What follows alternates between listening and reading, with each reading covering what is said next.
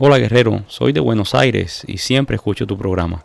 Soy enfermero y me he desempeñado en esta tarea desde hace muchos años. Entré en la escuela de enfermería en el año 1970. Esta es una profesión que siempre me apasionó, pues mi madre y todas mis tías también eran enfermeras. En realidad, mi familia toda, de una forma u otra, siempre han tenido que ver con el mundo de la salud. Cuando me aceptaron en la escuela de enfermería, fue uno de los días más felices de mi vida. En mi familia nunca hemos creído en cosas paranormales, o mejor dicho, yo nunca había creído en cosas paranormales hasta que me sucedieron una serie de cosas que les narraré el día de hoy. La asignatura de anatomía la impartían en el Instituto Forense. El profesor y yo nos hicimos muy buenos amigos. Por aquellos días se abrió una plaza de ayudante en la morgue. Aquellos fueron años un poco difíciles en nuestro país y las morgues no daban abasto. Aunque tenía que estudiar duro, estaba dispuesto a hacer ese pequeño sacrificio y trabajar, aunque sea unos cuantos días a la semana. Pues no solo me ganaría un dinero extra, pero también aprendería mucho. Cada vez que trabajaba con aquel profesor, era como si me estuviera dando una clase. Aquel hombre verdaderamente amaba lo que hacía. Desde el primer día que entré en la sala de autopsias, vi algo que me llamó la atención.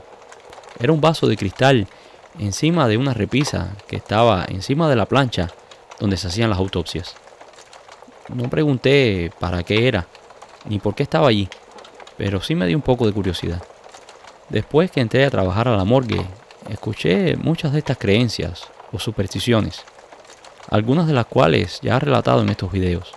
La primera que vi de primera mano es que se le debe hablar a los difuntos, cuando están muy rígidos o cuando no quieren cooperar. Recuerdo una vez que nos trajeron a un chico. Era un chico muy joven.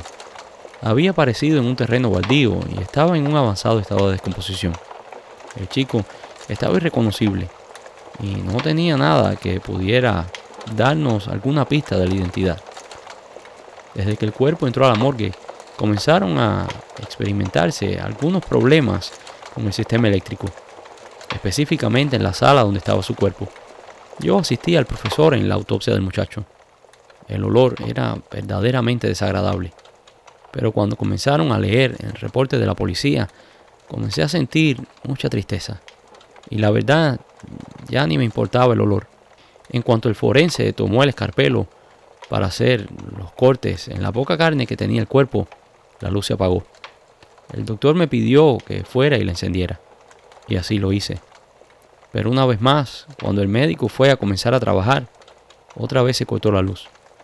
Aquello me comenzó a poner un poco nervioso, así que regresé al interruptor y cuando la encendí pude ver que el médico se acercó al oído del cuerpo y le susurró algo.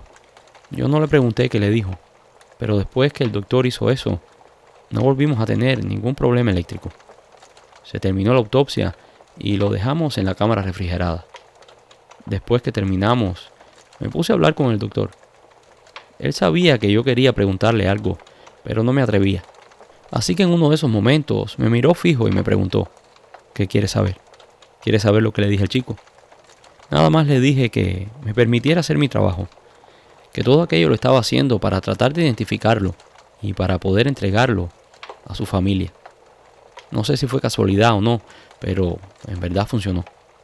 Aquel chico estuvo allí por muchísimos años, pues aunque cuando me gradué dejé de trabajar en la morgue, siempre tuve amistades allí y de vez en cuando preguntaba por el chico, si ya lo habían reconocido. Hace unos años, alguien me dijo que lo habían logrado identificar. El chico era de un lugar llamado Corrientes. Finalmente, la familia lo vino a buscar y le dieron cristiana sepultura. Tiempo después, nos llegó el cadáver de una mujer. La chica tenía 28 años, era madre de 2 hijos y había fallecido en manos de su esposo. Ese tipo de casos siempre me daba mucho coraje. No podía entender cómo una persona podía hacerle cosas así a su esposa, a la madre de sus hijos, a su compañera. Cuando llegaban aquel tipo de casos, trataba de no involucrarme y casi siempre trataba de que fuera otro asistente. Pero ese día no tuve opción y tuve que asistir al doctor. Las heridas que sufrió la mujer eran considerables. Había muerto por la pérdida de sangre. Recuerdo que tanto el doctor como yo sentíamos el ambiente cargado. Estábamos muy incómodos. Yo sentí una sensación como si tuviera la boca muy seca, como si no tuviese saliva en la boca. Y comenzó a venir a mi cabeza una y otra vez la misma frase: dame agua, por favor. Pensé que era mi subconsciente hablándome, pues verdaderamente tenía mucha sed. Era una sed desesperada, como nunca la había sentido antes. El médico me vio intranquilo y me preguntó qué me pasaba. Le dije que me diera un segundo, que tenía una sed insoportable, que necesitaba ir a tomar algo. El médico me dijo: no eres tú. Toma ese vaso de agua que está encima de la repisa y ponlo junto al cuerpo. Cuando hice esto, el médico le dijo: aquí tienes agua para tu viaje. Puedes seguir adelante. Como por arte de magia, aquella sensación de sed y de resequedad en la boca desapareció inmediatamente. El médico me explicó después que por algún motivo algunos difuntos sienten sed y que por eso él siempre tenía aquel vaso de agua ahí. Que su abuela era una mujer muy creyente y desde que era un niño siempre le enseñó que en los lugares donde hay difuntos o en las casas que ha fallecido alguien se debe poner un vaso con agua, como una ofrenda al difunto, para que pueda seguir su camino y no tenga sed. Otros incluso tienen la tradición de ofrecerles una ofrenda de comida, para que los difuntos no pasen hambre en su camino hacia el otro lado. Como les decía, era un poco incrédulo, pero después de vivir estas cosas, básicamente me fui haciendo un creyente a la fuerza. Después de eso, incluso cuando trabajaba en el hospital, cuando alguien fallecía, siempre le ponía un vaso de agua junto a la cama y le decía aquella pequeña oración que había dicho el médico: aquí tienes agua para tu viaje, ya puedes seguir adelante. El muerto estaba de pie. Otra situación que me pasó, que me convirtió en una persona crédula, fue una vez cuando trajeron el cuerpo de un hombre que supuestamente había sido acusado de narcotraficante. Recuerdo que cuando el cuerpo entró en la morgue, una sensación pesada cayó sobre nosotros. Decían que aquel hombre había sido responsable por la muerte de varias personas, especialmente de chicos jóvenes. Él usaba chicos para comercializar su mercancía. Muchos de ellos se enviciaban con el producto y lo comenzaban a consumir en vez de venderlo. El hombre era muy duro con aquellos que no pagaban sus deudas. A muchos de aquellos chicos les arrancó la vida. No sé si porque sabíamos estas cosas de antemano o si en realidad aquel hombre traía algún tipo de carga negativa muy fuerte. Pero el caso es que aquello fue algo muy inusual. Recuerdo que cuando trajeron el cuerpo venía fuertemente custodiado por la policía. En todos los procedimientos estuvieron presentes altos cargos de la policía local. Según fuimos haciendo la autopsia, ellos iban tomando fotos y videos. Sentí una pesadez tremenda en la sala de autopsias.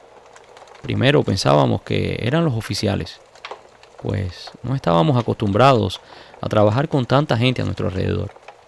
Hasta el doctor, que ya tenía varios años de experiencia y había hecho miles de autopsias, estaba extremadamente incómodo. Cuando terminamos, yo personalmente llevé el cuerpo hasta la habitación donde lo guardábamos. En todo momento estuvimos custodiados por un oficial. Dejé el cuerpo allí y fuera de la cámara se quedó el oficial de guardia. Escuchamos unos ruidos cuando estaba en el área de recepción que estaba haciendo unos documentos. La conmoción venía de la cámara fría. Salí corriendo a ver qué pasaba y en ese momento me crucé con el oficial, que venía corriendo, blanco como un papel. Casi se me desmaya en los brazos. El muerto se levantó. Me decía con los ojos muy grandes. Seguí hacia la cámara fría y allí me encontré el cuerpo en el suelo. Enseguida llegó ayuda y pusimos el cadáver de vuelta en su lugar. El oficial que se encontraba afuera no se ha recuperado del susto.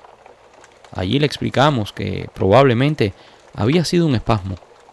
El chico insistía que lo había visto pararse. Él llamó a la comisaría inmediatamente para que mandaran a otro, que él se sentía mal.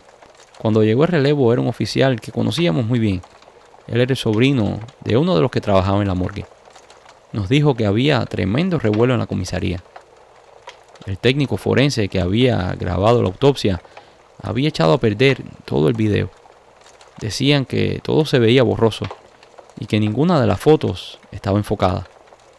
Aquel video era muy importante, pues tenían que mostrarlo a altas personalidades del gobierno, gente que quería asegurarse de que todo se hubiese hecho bien. Nosotros le dijimos al nuevo oficial que si iba a montar guardia, que mejor lo hiciera desde el área de afuera, que se quedara fuera de la cámara fría y que incluso si escuchaba algún ruido, que no se acercara, que nos llamara a nosotros, que nosotros iríamos, pues el difunto había tenido un espasmo y que probablemente podría tener otro, pero que no se preocupara, que no era nada por lo que tenía que alarmarse, que eso era normal en algunos cuerpos, pero que las personas que no están acostumbradas muchas veces se impresionan por esto. El nuevo oficial se sentó afuera y esperó ahí a que sus superiores dieran nuevas órdenes, pues la policía no quería entregar el cuerpo a la familia hasta que todo estuviera preparado. Según decían que primero tenían que hacer una rueda de prensa para informar de la captura de aquel hombre y después entregarían el cuerpo a la familia. Algunos incluso especulaban que seguramente vendrían los medios de prensa y que la policía mostraría el cadáver, pero aquello no fueron más que puras especulaciones. Un par de horas después estaba la familia fuera del instituto, gritando y demandando que le diéramos el cuerpo de su familiar. Antes de que nos diéramos cuenta, el instituto estaba rodeado de policías. Aquello fue una situación verdaderamente desagradable, tanto para nosotros como para la familia. Todos nos quedamos en silencio esperando a ver qué sucedía. Minutos después, un lamento lastimero que venía de la cámara fría rompió aquel silencio. El oficial que estaba cuidando fuera de la cámara fría corrió a nuestro encuentro. Yo y otros 2 compañeros corrimos hacia la cámara y ahí nos quedamos estupefactos. Parado en medio de la sala estaba el cuerpo, estaba el difunto. Yo sabía que no podía ser un espasmo, pues el cuerpo estaba a 4 o 5 pasos de la camilla. Nadie había entrado ahí, solamente estaba ese cadáver y otros 2 cuerpos. Y el oficial que lo custodiaba estaba por la puerta de afuera. Y cuando tratamos de acercarnos, el cuerpo se derrumbó, como si no tuviese huesos por dentro. Aquel desgraciado hombre cayó acostado a la larga. Para ser honestos, yo me quedé un poco rezagado y dejé que los médicos y otros compañeros levantaran el cuerpo y lo devolvieran a la camilla. El médico encargado llamó al jefe de la policía y dijo que tenían que sacar aquel cuerpo de allí inmediatamente, que tenían que entregárselo a la familia, que no era ético retenerlo, que ya se le había hecho todo lo que era necesario. A regañadientas, el jefe de la policía accedió y finalmente entregaron el cuerpo a la familia. Clínicamente, no hay ninguna explicación para que aquel cuerpo se pudiera parar y presumiblemente caminar unos pasos.